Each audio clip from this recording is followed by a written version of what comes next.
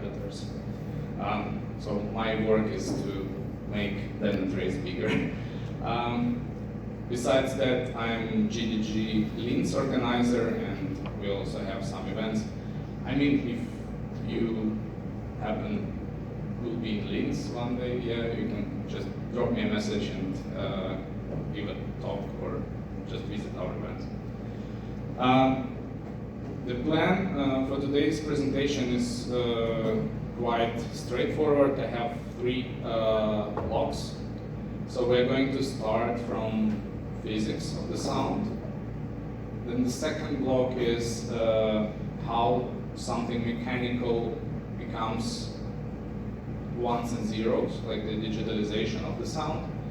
And the third part is Flutter. Basically, what can we do with sound with Flutter? So why do this so fundamental? I mean, the physics of the sound. Because it happened that I have a degree in physics, so I studied physics, I finished the university, but I ended up being software engineer. There is a story about this. So once I had an exam and I messed 2 variables in the formula, and my professor said that because of people like you, Chernobyl exploded. And I think, yeah, probably it's not something I want to do professionally. I mean, physics. I will try something less risky. Anyway, I still love physics, and let's jump into this first part of the presentation. So, if we want to understand how sound works, we need to answer 2 questions. First question is why sound exists, and then the second question is what sound exists.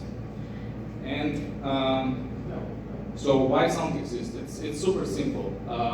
We need to have 3 things in order to have sound existing around us. So we have a source of sound, something which vibrates, and this vibration is sending longitudinal waves around the object, and these tiny molecules of air pumping into each other and creating the wave. Like, you know, when you throw the stone to the river and there are longitudinal waves around the source of around the place where stone landed.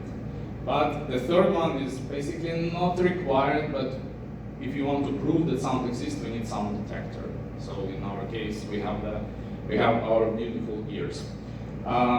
So this is usually how the sound wave represented. We have molecules here, molecules of air. So when the density of molecules is bigger, it's called refractions, and compressions, and other way it's refractions. And now coming to the first important things about the sound. If we want to process sound, we need to change some variables, right?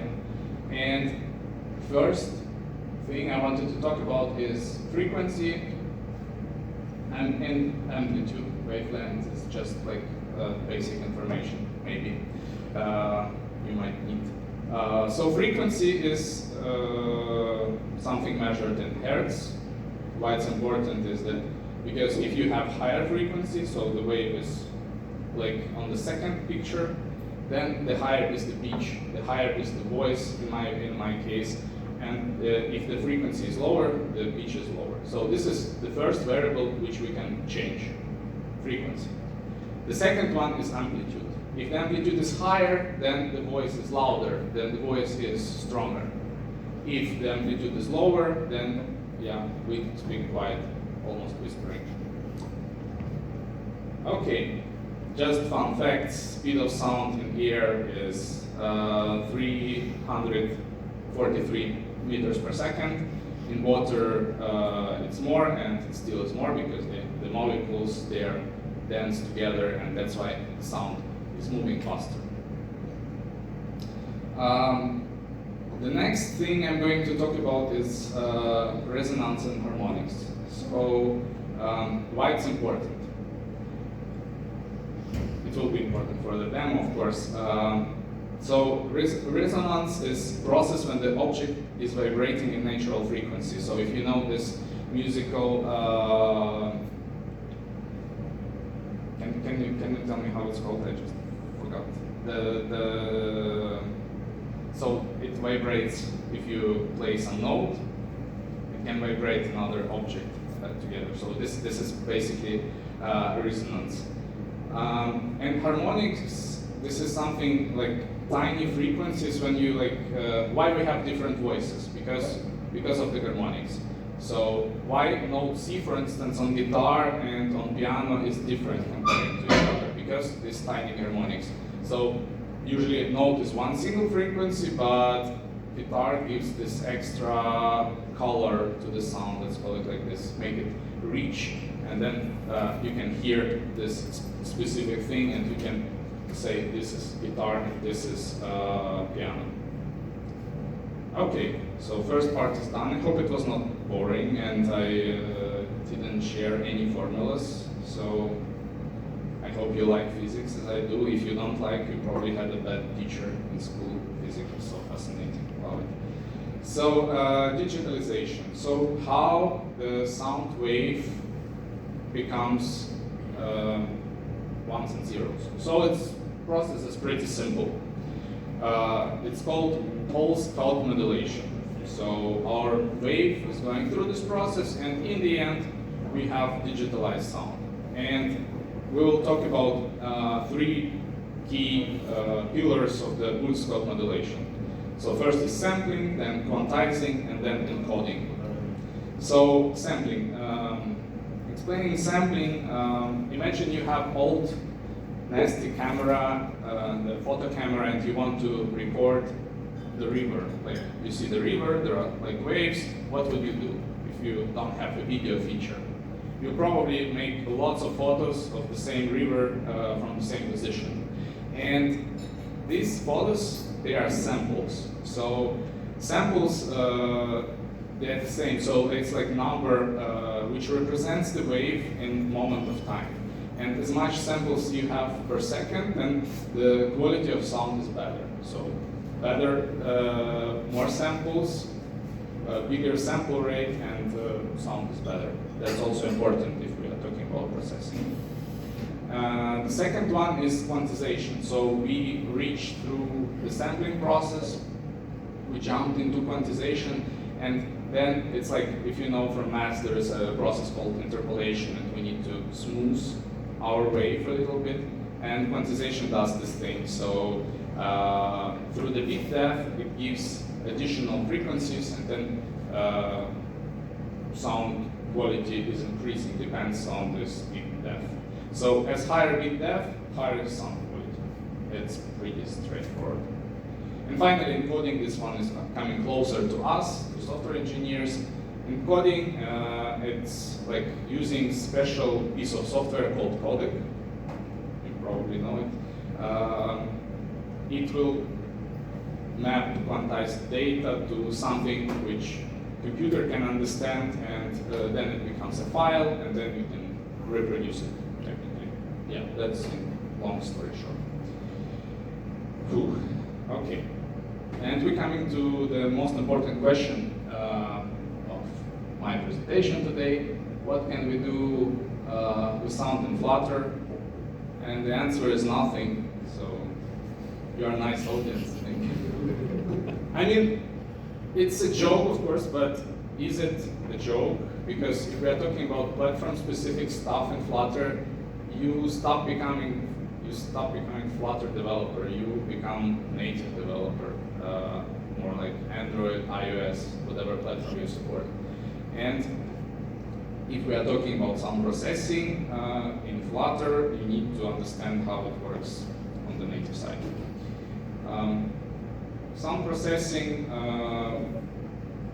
in Flutter, we can record the sound, we can process sound with plugins. And first plugin we are going to use today is Flutter Sound. And technically it's just a wrapper, so it uses the standard media player from Android, I think it's AV player from iOS. So it's pretty basic wrapper around those players, and it's able to reproduce the sound. I personally like this Flutter sound package, and what can it do? It can record audio using different codecs. They're quite a lot. It can play audio from different sources, so you can play audio from internet, file system, from assets, and it also can work with PCM files. So what's PCM file? It's like, you remember from the previous part, it's pulse code modulation. So you have rough PCM file, just the numbers, and you can technically process them. And I tried, but I failed. So you need to understand what are those numbers actually and how to deal with them. So working with PCM files is like a really big deal. And I'm going to give you some coding. So today I'm going to create an application. It's technically already created. So what this application will do, we'll just try to first record and reproduce the sound using this Flutter sound library. So it's pretty basic. Application itself, let me run it. Okay. Does anyone use this Neovim? Just no? At least one clap, please. Okay. And now my phone is disconnected.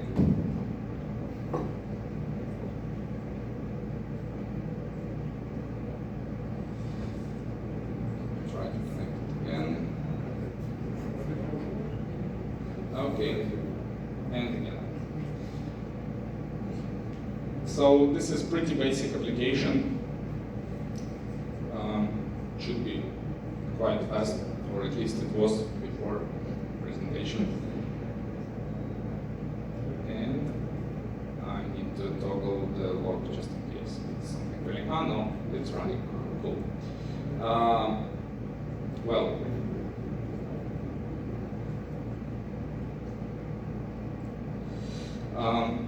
as you can see, I don't know if you can see, it has only 2 buttons. Some magic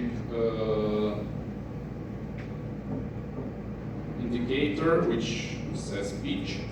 But for now, we can only record the sound and play the sound.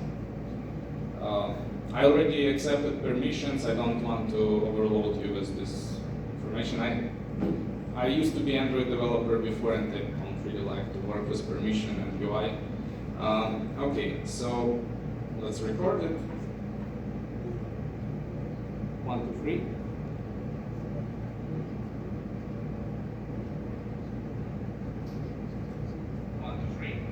Yeah, so basically it works. I mean, here everything is pretty simple, so I just give you a heads up what's going on. I record the file, I create the file. As soon as it's played, I remove it. So that's it. So no big deal. I use the Flutter sound recorder and Flutter sound player. In the previous edition of this presentation, I coded it, but people said it's too boring, so I just show it to you. Yeah, so you of course need to start recorder. If it's recording, I need to stop it. And of course, we are nice developers. We need to dispose or close player and close recording. So pretty straightforward. So as an alternative for Flutter sound, you can use just audio, but it's a bit bigger and it uses, if you know Exa Player from Android, it just has more features. Okay. So about the sound processing, we are going to use something called FFmpeg. Has anyone worked with FFmpeg before? Yeah. So. It's quite interesting library. It was called cross-platform library even before Flutter. Written long time ago, and it's the main purpose of FFmpeg is process audio and video. It has lots of commands, so it's like a command line tool where you can just execute a command and do some processing with files, audio and video. Flutter FFmpeg can predefine some transformations. We can apply change manual parameters. We can cut. We can analyze audio volume. But the spoiler is that this dependency is broken. And 1 year ago it wasn't. So it's not working anymore. Flutter FFmpeg used the outdated version of FFmpeg, and we're not going to use it. So the alternative is Flutter FFmpeg Kit Flutter 603. It looks really nice comparing to the previous library, but the spoiler is it's discontinued like 3 months ago or something. So previously I did a presentation with this library, and like a couple of days ago when I was like revisiting the presentation, I realized that okay, it's not running anymore because it's discontinued and FFmpeg dependency is not on Maven anymore, and you can basically cannot use it. So, and now alternative is another one, FFmpeg Kit Flutter Minimal. But the spoiler, missing plugin exception. I receive it always when I try to run the single command. And the answer from the guy was like, sorry, I have no time to deal with it. So if you're interested in sound processing, you can try to make your own library, because this area is quite interesting and not populated, but it's niche. I'm not sure how often do you use sound processing in your life. And finally, I found it, Flutter Kit, FFmpeg Kit Flutter New. But don't use the first one because it's too big. Your APK size will grow dramatically. If we are going to process only audio, we are going to use Flutter Kit New Audio. Okay. So I have a fancy function here, apply pitch.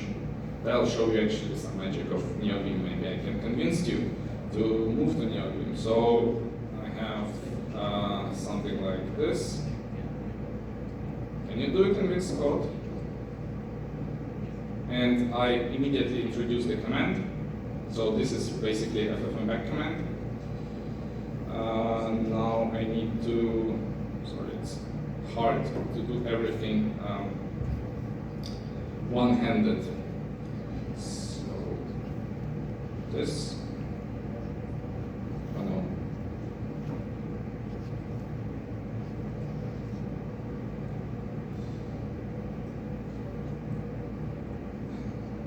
What I did actually, I added a command. I will explain what this command do later. And I asked FFmpeg Kit to execute this command. Everything needs to be awaited because this thing can take time. And what I want to change, I want to basically change the file name here. It's so hard with one hand. Okay, it should be fine. Yes. So now we record the file, we apply the pitch, and we play something. What is the result? Okay, I'm going to, just in case, Flutter restart.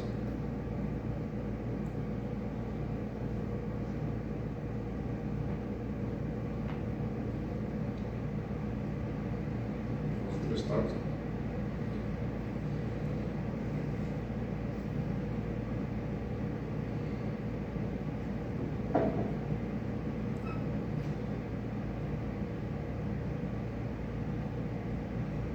Some loads.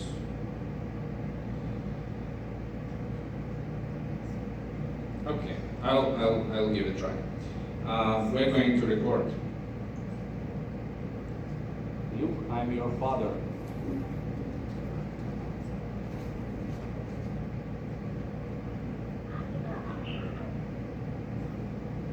So we created the Darth Vader voice. It has to be before, anyway.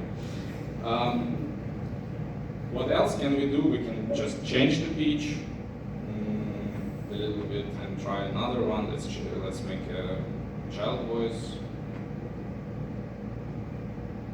No, you're not my father. No, you're not my father. Okay, so it works. FFmpeg works, but is it real voice processing? No, because if you remember, I was talking about these harmonics, about the differences in voices. FFmpeg doesn't have a baseline. So for every one of you, this pitch shifting will be different. That's the problem. So you cannot really create same voice using different sources. That's how FFmpeg works.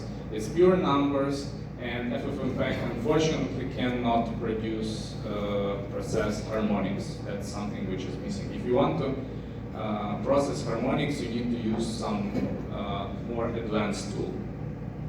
But coming back to this function, so here, what is going on?